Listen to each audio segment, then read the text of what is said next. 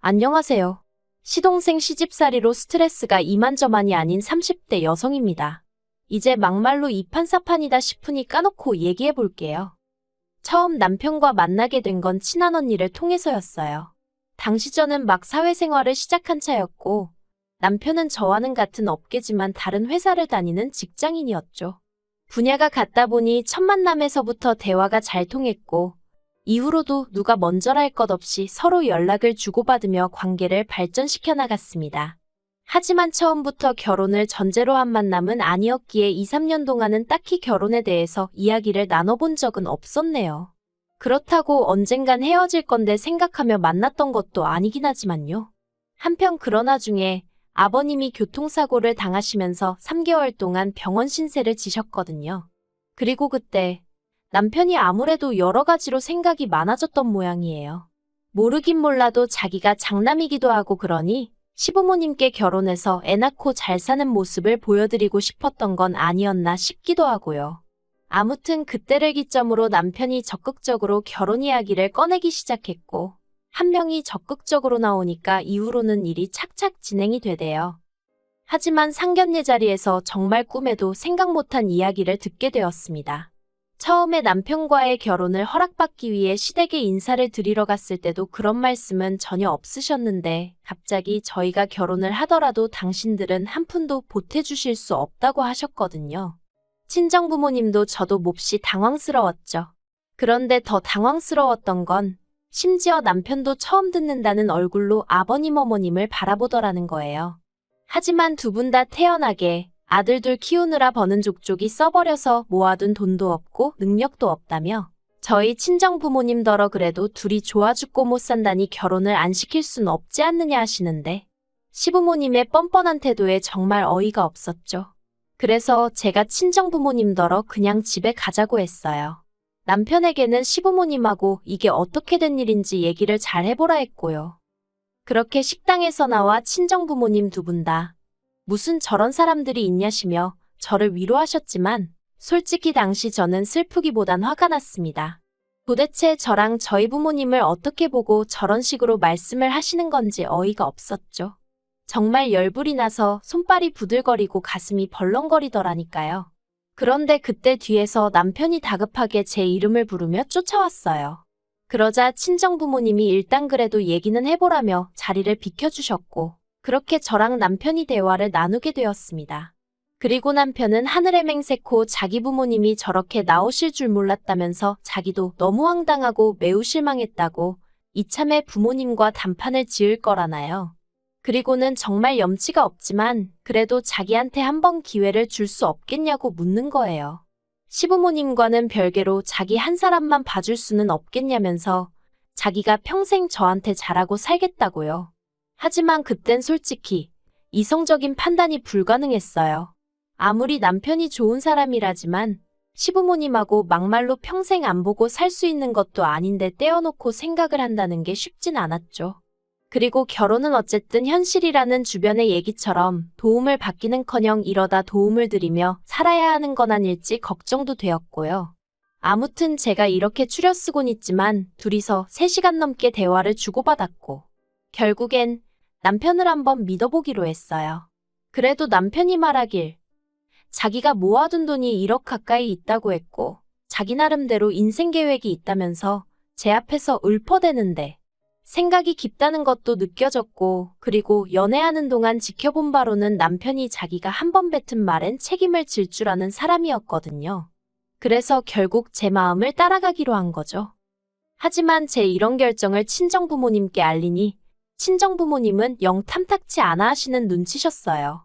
남편과 이야기를 해보라는 건 잘 달래서 정리를 하라는 뜻이었다 하시며 곤혹스러워 하셨지요. 그리고 어려서부터 제가 내린 결정은 웬만하면 존중하고 믿어주시던 분들이셨지만 그때만큼은 저를 완곡히 말리시더라고요. 그래도 전 제 나름대로의 확신이 있었기에 고집을 꺾지 않았고 결국 부모님이 다시 한번 저를 믿어주시면서 그렇게 저는 남편과 부부의 연을 맺게 되었습니다. 가진 게 없으니 배째라는 시부모님을 뒤로하고 친정부모님이 집을 해주셨고 남편이 모아둔 돈으로 결혼식을 치르고 혼수를 채웠어요. 그리고 나니 돈이 좀 남아 이걸론 차를 살까 말까 하니까 친정아버지가 1,000만 원 주시면서 남편 차 사는데 보태라고 하셨죠.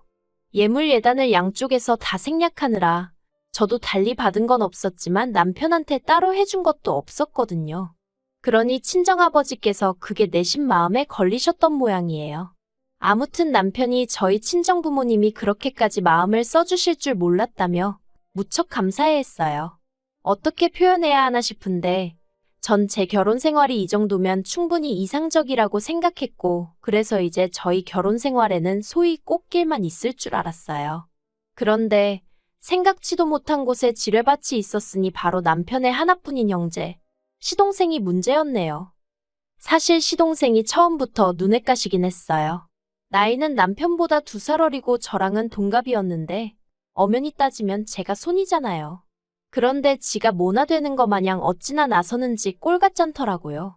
처음에 시댁에 인사를 드리러 갔을 때도 어머님 아버님이 뭐라 말씀도 하시기 전에 저희 집 종교가 뭔지 제사는 지내는지 그런 걸 묻더니 자기네는 사촌들하고도 사이가 다 좋아서 가족 간의 화합이 중요하다 어쩌다 하는데 전속으로 너나 잘하세요 그러고 있었네요. 그러면서 1년에 제사가 5번 있는데 절대로 빠지면 안 된다는 둥, 그리고 미리 말해두는데 제사 음식은 정성이 들어가야 한다는 둥.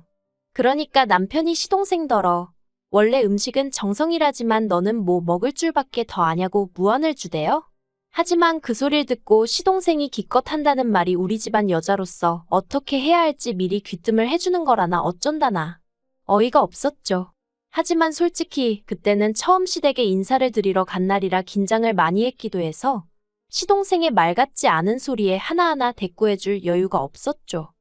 아무튼 식을 올리고 나서 보니까 제사가 무슨 5번이에요. 7번이나 있더라고요.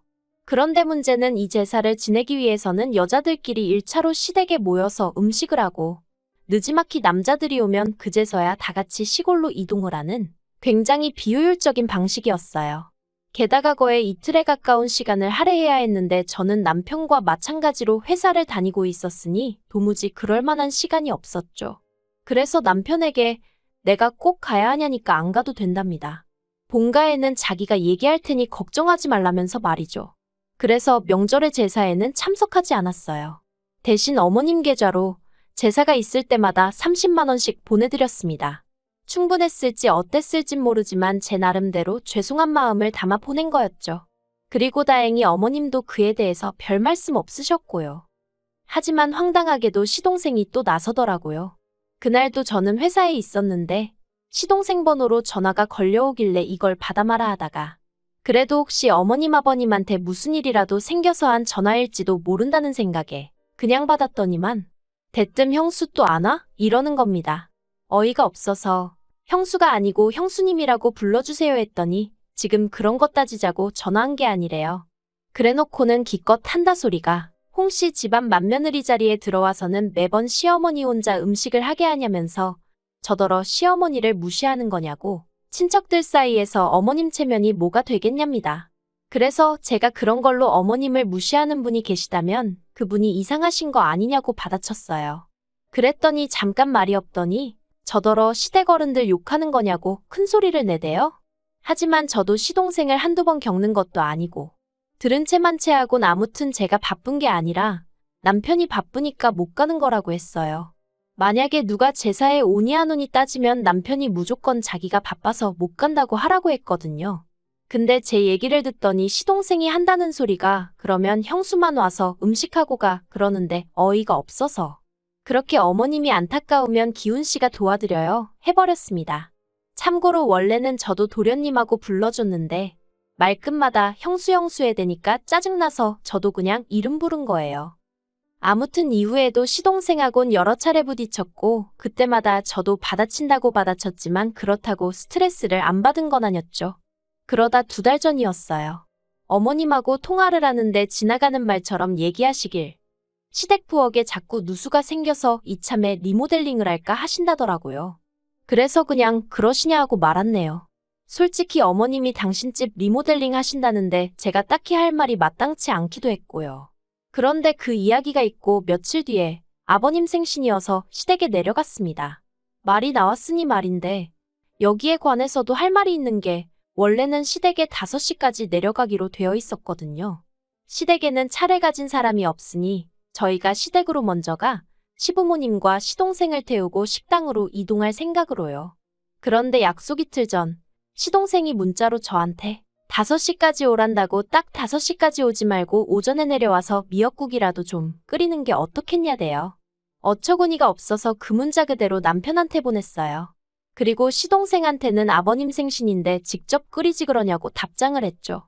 그리고 이유는 뭐 말해 뭐 하겠어요.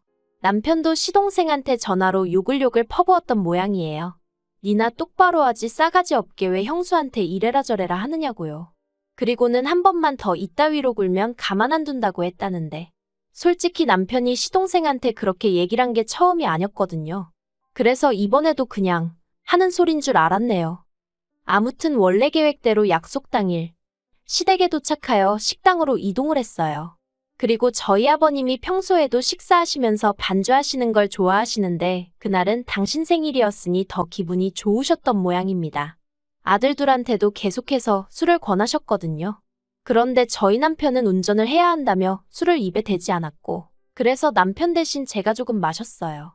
그리고 어느덧 분위기가 무르익을 때쯤 어머님이 다시 리모델링 얘기를 꺼내시는 겁니다. 원래는 부엌만 하려고 했는데 인테리어 사무실에 가보니까 어차피 부엌만 해도 집이 엉망이 되는 건 똑같다면서 이참에 싹 다 고치고 새집같이 해놓고 살면 얼마나 좋겠냐 하더래요. 그래서 어머님도 따져보고 생각도 해보니까 또 이렇게 마음먹었을 때 하는 거지 싶으시더라며. 그러니까 결론은 집 내부를 전부 수리하셔야겠다고요. 그런데 저는 솔직히 그게 꼭 필요한가 싶었어요. 제가 알기로는 지은 지 8년인가 밖에 안 된 아파트라서 다 때려부실 필요는 없을 것 같았거든요. 하지만 말씀하시는 내내 어머님 표정이 상기되어 있었고 다른 사람들도 가만히 있는데 제가 따지고 들기가 좀 그렇잖아요. 그래서 그냥 잘 결정하셨다고만 했네요. 그런데 갑자기 어머님 안색이 확 어두워지면서 문제는 돈이랍니다. 인테리어 업자가 3천만 원을 부르더라는 거예요. 솔직히 저도 리모델링 그게 돈이 한두 푼 드는 게 아닐 텐데 하는 생각을 아닌 게 아니라 했었거든요. 하지만 통화하실 때 돈이 있고 없고 그런 말씀은 안 하셨으니 저도 크게 신경 쓰진 않았죠. 그런데 알고 보니 돈도 없으신 상황에서 계획만 세워두신 거였더라고요. 그리고 그때 시동생이 저희 부부더러 얼마나 보탤 거냐고 묻는 거예요. 무슨 귀신 씨나라 까먹는 소린가 싶어서 제가 시동생을 쳐다봤어요. 남편도 대번에 돈이 어딨냐며 정색을 했고요. 그러니까 이번엔 아버님이 너네가 결혼한 지가 얼만데 아직도 돈을 못 모았냐면서 살림을 어떻게 하는 거냐고 언성을 높이시는 거예요. 주변에 사람들도 많은데 민망하고 억울하고 짜증도 나고. 하지만 아버님은 계속해서 어떻게 돈을 하나도 못 모았냐며 그러지 말고 반만 보태라시는데 반이라고 해도 1,500이잖아요. 황당하다 못해 어이가 없어서 웃기더라니까요. 그래서 없다고 했어요. 남편도 저도 둘 다 그렇게 큰 돈은 없다고요. 그리고 그날 결국 분위기가 엉망이 돼서 집에 왔어요. 시댁으로 돌아가는 차 안에서 시동생이 뚫린 입이라고 자식이 돼서 그러는 거 아니라는 둥, 형이 변했다는 둥 헛소리를 찍찍해 대니까 남편이 시동생더러 조용히 하라고 한마디 하대요. 그런데 황당하게도 어머님께서 당신은 아들 키워서 남 좋은 일 시켰다는 이해 못할 말씀을 하시는 거예요. 그래도 뭐 결과적으로 못해드린다고 했고 시부모님도 현실을 받아들이셨을 거라 믿었습니다. 그런데 이달 초 어머님이 결국엔 리모델링을 하기로 했다면서 소식을 전해오셨어요. 그리고는 덧붙이시기를 그래도 한 3주는 걸릴 것 같으니 저희 방 2개를 치워놓으랍니다. 전 처음에 제 귀를 의심했어요. 그게 무슨 말씀이시냐니까 아니 그럼 리모델링 하는 동안 당신들이 어디가 있겠냐면서 저희 집으로 올라오실 거라는 거예요. 그래서 안 된다고 했죠. 저나 남편이나 다 출근하고 나면 빈집인데 시부모님의 시동생까지 부담스럽고 어렵다고요. 당장 방을 비우기도 어렵고 여러 가지로 어렵다 죄송하다 몇 번이나 말씀을 드렸습니다. 그랬더니 아마 어머님과 제 통화를 아버님과 시동생도 듣고 있던 모양이에요. 아버님이 전화기 내놔라 어째라 난리가 났고 34평짜리에서 둘이 살면서 시부모도 못 오게 하냐 어쩌냐 싸가지가 있네 없네. 그래서 제가 회사라 통화 길게 못한다. 나중에 다시 남편하고 연락드리겠다 하고 일단 전화를 끊었습니다. 마음이 심란하여 도통 일이 손에 잡히질 않아 결국 평소보다 조금 일찍 퇴근을 했어요. 그리고 남편에게 전화하여 이런 일이 있었다 하니 자기도 바로 집으로 오겠다대요. 그리곤 얼마 안 있다 저더러 바로 지금 시댁에 가자더니 진짜 시댁으로 향했습니다. 시부모님께선 저희가 평일 저녁에 그렇게 올 거라곤 생각지 못하셨겠죠. 꽤 당황하신 얼굴로 저희를 맞으셨거든요. 그리고 밉상 시동생도 집에 있었어요. 아무튼 좋은 일로 찾아간 게 아니었던 만큼 바로 본론으로 들어갔습니다. 남편이 어머님 아버님 떨어 도대체 무슨 얘기냐고, 리모델링은 뭐고 우리 집엔 왜 오신다는 거냐 하니까 그러면 집안을 다 뒤집어 엎는다는데 여기서 우리 셋이 어떻게 지내냐며 어머님 아버님 시동생 할 것 없이 다들 난리더라고요. 그러자 남편도 그러니까 대책도 없이 일단 리모델링부터 하겠다 하고 통보를 해오면 어떡하냐면서 화를 내대요. 그런데 그때 시동생이 한다는 말이 남편더러 너무한다면서 부모님을 무시해도 정도가 있는 거 아니냐고. 형수가 얼마나 무섭길래 그러냐며 막말로 형수가 시부모님 못 오시게 하고 그러면 형수를 두들겨 패서라도 정신머리를 고쳐놔야지. 어떻게 형수한테 휘둘리고 살 수가 있냐면서 남편더러 실망이다 그러는데 제가 방금 뭘 들은 건가 싶더라니까요. 그래서 제가 지금 진심으로 하는 얘기냐니까 시동생이 제가 지 마누라였음 벌써 뒤지게 맞았답니다. 그런데 그 순간 저보다 남편이 먼저 주먹을 날려 시동생 얼굴을 정통으로 갈겼어요. 보자 하니까 못하는 말이 없다면서. 남편한테 한 대 맞고 나가떨어진 시동생은 쌍코피가 났고 어머님 아버님은 형이 돼서는 동생을 이렇게 패냐고 고함을 치셨습니다. 그리고는 어머님은 대뜸 해준 거 없다고 시부모 괄시하는 거 알면서도 당신이 아무 말 안 했지만 저 때문에 형제간이 이렇게 된 건 못 참는다며 저더러 남편하고 이혼하랍니다. 그러자 이번에도 남편이 저보다 한 발 빨리 어머님께 그런 말씀 다신 하지 마시라고 지금 제가 누구 덕에 이렇게 해놓고 사는 줄 모르시냐고 악을 쓰더니 시동생을 가리키며 저 자식 때문에라도 당분간 여긴 안 오겠다고 딱 선을 긋더라고요. 그리고는 시동생더러 너는 사람 구실 좀 하고 살으라고 나이 처먹고 부모님한테 빌붙어 사는 버러지 같은 자식이라고 욕을 하더니 한 번만 더 내 와이프한테 말 그따위로 했다간 쌍코피가 아니라 아주 묵사발을 만들어주겠다고 하대요. 그리고는 뭐 뒤도 안 돌아보고 저더러 집에 가자 하대요.